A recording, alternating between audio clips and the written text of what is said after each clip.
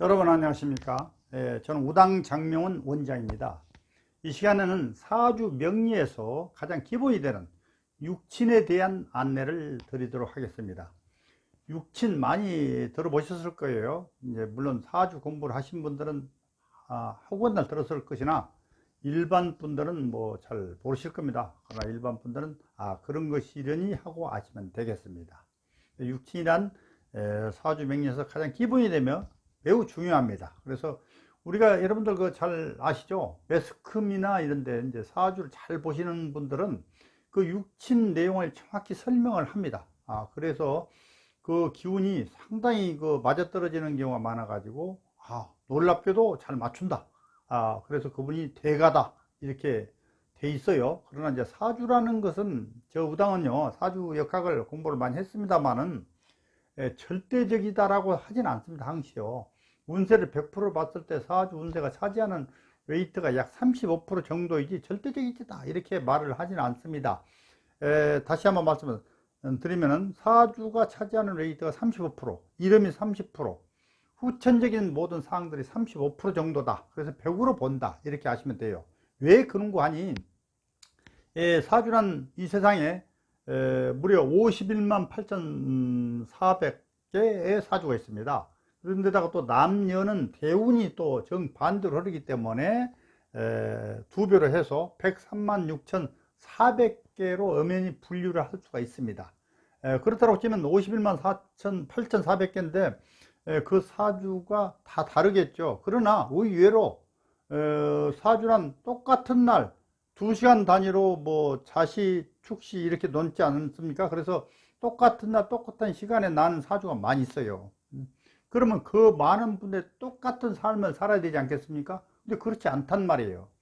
그래서 지나치게 사주를 가지고 100% 운세를 논한다는 것은 사실상 좀 허구성이 많이 있습니다. 그래서 많은 대가님들도 그걸 다 아셔요. 그러나 이제 그렇게 너무 사주 별거 아니다 이렇게 하면서 설명해 본들 별 의미가 없으니 사주는 대단히 중요하고 잘 맞는 것이다 이렇게 말씀을 할 것입니다.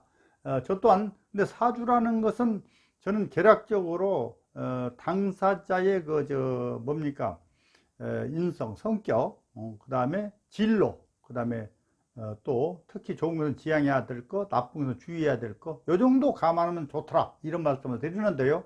그래도 사주라는 것은 기본을 잘 알아야 됩니다. 기본을 잘 알아야만이 되는데 그것은 이제 그 육친을 갖다가 설명을 드리려고 제가 해요. 그래서 육친은 매우 중요합니다. 제가 한번 사주를 구성을 해서 말씀을 드려보겠습니다. 기해, 갑술, 지사, 그 다음에 임신, 신시로 태어났다고 가정을 해봅니다. 사주란 일간을 위주로 태어난 연, 월, 일, 시죠. 그래서 일간을 위주로 사주를 관찰한다. 자평 명리학에서부터 유래된 것이고 현재 다 사주는 그렇게 보고 있습니다. 일간 이렇게 있습니다. 일간을 위주로 사주를 관찰한다. 육친도 일간을 위주로 보는 것이에요. 그래서 쭉 보면 육친을 바로바로 알아야 되는데 그게 이제 처음에 초학자들은 숙달시키는 시기가 상당히 세월이 걸립니다. 그래서 많이 해보면 쉽게 이제 나중에 들어와요. 얼른 뭐 화는 화생토에서 인성이다. 인성주에서 정인이다. 이렇게 알 수 있는 거예요. 한번 제가 한번 써보겠습니다. 화생토에서 상생. 자, 나 자신이라고 했어요. 일간이 나 자신. 나 자신을 유시해서 다른 간과 간지에서 나를 돕는 오행이 있는가를 먼저 보는 것입니다. 그런 경우에 여기 화생토는서 나를 돕습니다. 화생토. 불이 타서 제가 되면 제가 흙이 된다. 화생토 나를 돕는다. 그래서 이거를 정인이라고 해요. 정인. 자, 그리고 또 나를 극한다. 나를 극한단 말이에요. 목국토로 나를 극한다. 이게 보시면 돼요. 목국토. 나무가 땅을 파고 들어가는 걸 극한다고 그래요. 극한다. 그러면 뭐냐? 음양이 또 다르잖아요. 이거를 음양이 다른 경우를 정관이라고 정관. 씁니다. 정관. 그 다음에 또 똑같은 글자에 똑같은 글자. 이거를 비견이라고 비견요. 그 다음에 이건 같은 토예요. 토. 같은 토인데 음양이 틀려요. 그러면 이걸 급제라고 그래. 급제. 아시죠? 급제. 급제. 급탈할 때 급자예요. 그 다음에 토극수로 해서 내가 극을 하는 거야. 내가 극을 한단 말이야. 내가 생을 받는 것도 있고, 극을 당하는 경우도 있고, 내가 또 극을 하는 경우도 있고, 다 틀려요. 그래서 여기서는 토극수로서 내가 극을 하는 거를 갖다가 음양이 다르기 때문에 정제라고 그래. 정제라고 그래. 정제. 재물제자예요. 정제. 그 다음에, 자, 토생금. 이게, 내가 생하는 거. 내가 생한다. 내가 다른 지를, 간지, 지예요. 지를 생한다. 그걸 뭐냐. 식상이라고 그러는데, 여기서는 음양이 다르기 때문에 상관이라고 해요. 상관. 그 다음에 토극수. 내가 아까 생한다고 그러죠. 이게 해와 임은 같은 양이에요. 양기운이에요. 그러니까 토극수에서 생하는데 음양이 다르기 때문에 정제라고 그래요. 정제. 그렇죠? 정제. 자, 벌써 비견, 정관, 정제, 상관, 정인, 급제, 정제. 이렇게. 정제는 또 여기도 있고 여기도 있습니다만은.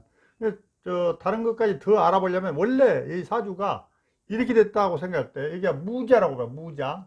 무자라고 한번 가상을 해보면은, 자, 토와 토 같은 토예요. 근데 음양이 다르죠. 이걸 뭐라고 그러냐. 급제라고 그래. 급제.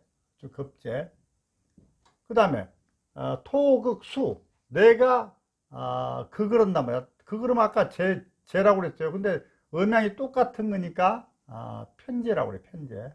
중요합니다. 이게 언론에 나와야 돼. 이게 그 다음에 이렇게 돼 있을 때 이런 얘기고요. 무자로 봤을 때 제가 골고루 다 있게끔 하려고 이게 좀 써놓은 거예요. 그 다음에 갑줄 대신에 만약에 을축이 있다.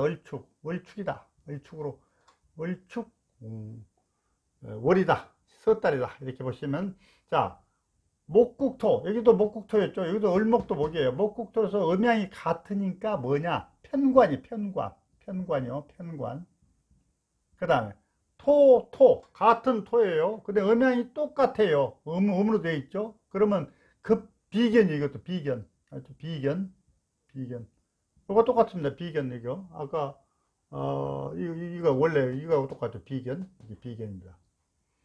비견으로 써놨죠. 그 다음에 자, 이렇게 을축으로 됐을 때 그렇다. 그 다음에 이거는 변동할 수 없으니까 만약에 일지 태어난 이게 나 자신이었죠. 그죠? 밑에 오화가 있다. 오화. 이제 다른 물론 위가 틀리겠죠. 오화가 있으면 똑같은 음양이 똑같아요. 음이요. 그러면 화생토로에서 여기는 아까 정의대로 똑같은 동질에 뭡니까? 이거 음양이 같기 때문에 편인이요. 편인. 아셨죠? 편인. 그 다음에 임신을 다른 걸로 계유로 바꿉시다. 계유. 자, 계유로 바뀌었다. 이게 계유. 다 한번 알아보기 위해서 이렇게 바꾸는 겁니다. 그러면 토국수로 해서 내가 극한다고 그랬어요. 극한다. 아까 이것도 똑같아요. 이것도 음이고 이것도 음이에요. 그러면 편제라고 그래. 편제. 편제. 좀 복잡해서 들어오는 거 모르겠습니다만. 그 다음에 토생금. 아까는 음양이 이것도 금이고 이것도 금이에요.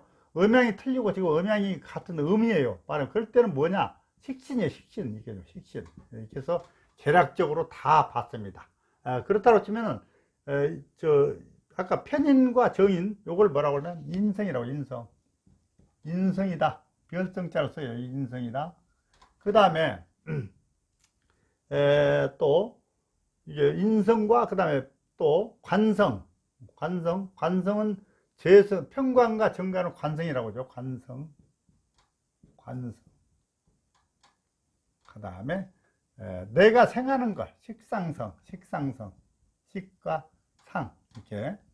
식상성. 이렇게 내가 생하는 거예요.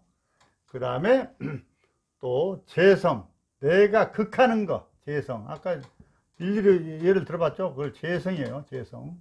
그 다음에 또 비급성. 나하고 또 똑같은 오행들. 비급이라고 해요. 비급자를 이겼어요. 급자를 급탈할 때 급자, 성자. 이렇게 비급성. 자, 그러면 이렇게 5가지로 나눠지는데 이거를 세분해야 돼요. 아까 정인과 편인 이렇게 나눠집니다. 병인과 편인. 편인 이렇게요. 편인. 그 다음에 관성은 정관과 전관, 편관 이렇게 나눠집니다. 편관. 그 다음에 식상은 식신과 식신. 상당히 틀려요. 식신과 상관이 있습니다. 상관. 해칠상. 응? 뭐 해친다 이 말이에요. 상천할 때 상자에 상관. 관을 상하게 한다 이런 얘기예요. 재성. 요거는 정제와 편제로 논하지요. 정제와 편제. 자, 편자, 치우칠 편자를 읽습니다. 편제로 논한다. 그 다음에 비급성, 비견과 어깨 견자를 쓰는 거예요. 이게 비견과 급제, 급제, 이렇게 힘력자로서 급제. 내 재물을 급탈해 간다. 이렇게. 자, 그러면 이게 하나, 둘, 셋, 넷, 다섯, 여섯, 일곱, 여덟, 아홉, 열 개. 요걸 뭐라고 하냐? 십성 또는 십신 이렇게 부르는 거예요. 아셨죠? 십신 이렇게 부른다 이게. 십신. 또 다른 말은 육친이라고 하죠. 육친 아까 육친 이렇게 육친이라 부르는데 실상 육친은요. 육친은 원래는 이제 인성과 그다음에 재성은 정인 뭡니까? 정인 편인 정제 편제 그 별로 안 논하도 구분하지 않아도 별 큰 영향이 없다 해가지고 그냥 그대로 쓰는 거예요. 그 다음에 여기서 크게 달라진 것이 이제 식신, 상관, 그 다음에 정관, 관성. 정관 있고 관성이 정관이죠. 그 다음에 편관 이렇게. 그럼 이게 몇 개입니까? 하나, 둘, 셋, 넷, 다섯, 여섯. 이걸 사실 육친이라고 그러게 육친이라고 그러는데, 자, 여기서 보면은 빠졌죠? 뭐가 빠졌냐? 아까 이제 인성에서는 정인과 편인을 한꺼번에 넣어버렸고, 그 다음에 세성은 정제와 편인을 한꺼번에 포함해서 표시를 했고, 나머지 식신, 상관은 상당히 그 구별을 해야 되기 때문에 이게 따로따로 표시를 한 거예요. 식신, 상관, 정관, 편관. 이걸 육친을 6개, 육친이라고 한다. 6 써가지고. 근데 빠진 게 뭐냐? 이 비급성이 빠져서 비급성이 빠졌는데, 비급성. 이거는, 이 비급성은 사실상, 나와 동질인 자, 자신의 기와 똑같기 때문에 사실상 큰 의미를 두지 않아요. 그래서 여기서는 육친을 말할 때는 이걸 6개를 얘기하는데 실상 이걸 다 육친이라고 해요. 우리가 일반적으로 이 얘기를 할 때. 그래서 육친은 어디서 유래됐을까 이렇게 생각해 보니까 육친이라는 것은 우리가 명리학이라는 것은 사람이 그 중심 아니겠어요? 그래서 사람 관계가 되는 중요한 것이 친족입니다. 친족. 가족일 때 족자 요거요. 그 다음에 친구일 때 이게 이렇게 씁니다. 이거 친구. 그 다음에 또 역시 가족 이렇게 이런 의미를 두어서 육친이라는 표현을 쓰지 않았을까 이렇게 제가 이제 말씀을 드리고요. 그렇게 나와 있는 책들이 있더라고요. 또 그렇게 하시면 됩니다. 그래서 우리가 이 육친을 따질 때 얼렁얼렁 이게 나와야 됩니다. 바로바로 이게 사주가 딱 나오면 바로 눈에 들어야 되는데 일일이 써봐야 아는 사람도 있고 또 한참 생각을 해야 하는 사람이 있고 그래서 여기서 이미 시간이 많이 딜레이 되고 그래서 사주 보는데 상당히 지장을 초래하거든요. 그래서 그걸 많이 숙달을 시켜야 됩니다. 그런데다가 더더욱 인성 중에서 정인과 편인의 어떤 역할, 재성에서 정제와 편제의 역할, 예를 들자면 식상이라는 게 식신은 돈을 재물을 생각하는 것이고 상관은 관을 극하는 거예요. 그러니까 이제 사주에 식상운이 강한데 관운이 오고 있다. 그럼 상관, 경관이라고 해서 당신은 구설수 생기겠어? 안 그러면 소송 문제가 생기겠어? 이렇게 하면 사실 그럴 수가 있어요.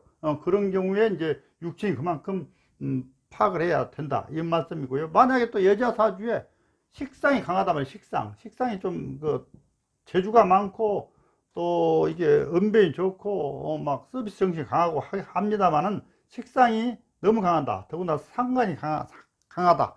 그런데 이제 인성이 없다. 인성 아까 정인이나 또 편인이 없다. 이런 경우에는 남편을 밀어내고 극하기 때문에 혹시 홀로 될 소지가 있다. 이혼할 소지도 있다. 이렇게 말하면 깜짝 놀라죠. 그래서 그런 경우가 있단 말이에요. 그래서 이 육체는 그만큼 중요하다. 그리고 재성에서 정제와 편제. 정제는 꼬박꼬박 월급쟁이 받는 돈이고 편제는 그냥 큰 돈을 얘기하는 거죠. 큰 돈이 불러왔다. 만약에 주식 투자할 때 큰 돈을 벌게 됐다. 그게 이제 편제를 얘기하는 것이에요. 그 다음에 정관 중에서 발을 정자 정관은 윗사람 공경 잘 모시고, 뭡니까, 그, 계급, 정확한 공무원, 이게 좋은데, 편과는 정치권에 있다든가, 상당히 그런 걸 얘기하고, 또 인성에서 편의는, 기민하고 아주 그런 게 있어요. 기민하고 근모술수 강하고 이런 게 있어요. 그러나 또 인성 중에서 정의는 정말 정도를 나가는 그런 것도 그렇게도 표현하고 그래요. 그래서 그 육친, 비견급제는 나와 동지로 오행이기 때문에 또 사주에 비견급제가 많다. 비견급제가 비급성이 많다. 그럴 때는 경쟁 요인이 심하니까 남하고 동업을 절대 하지 마세요. 이렇게 얘기를 해요. 사주에서 말이죠. 그리고 또 정보를 남한테 준다든가 또 시험 공부를 할 때도 학생들이 같이 누가 공부를 했을 때 나는 떨어지고 그 사람 될 수도 있다. 이런 경쟁 요인. 우리가 이제 오디션을 보러 갔을 때 비금 격지가 많은 사람들은 다른 친구를 데려가면 자기는 떨어지고 그 친구가 된다. 이렇게 얘기를 하는 거예요. 비경업체. 그래서 육친이라는 것은 굉장히 중요하다. 육친을 잘 알면 사주 통변을 잘한다. 그렇게 아시면 돼요. 그러나 아까 말씀드렸듯이 사주 통변을 아무리 잘하더라도 사주 명리, 사주라는 것은 상당히 과학적인 데이터에서 근거는 있긴 있으나 모든 것을 사주 명리로 인성을 논하려고 그러면 안 된다. 여러 가지 또 후천적인 요인도 있고 이름도 중요하다. 이런 말씀을 드리면서 제 말씀 간략히 마치겠습니다. 감사합니다.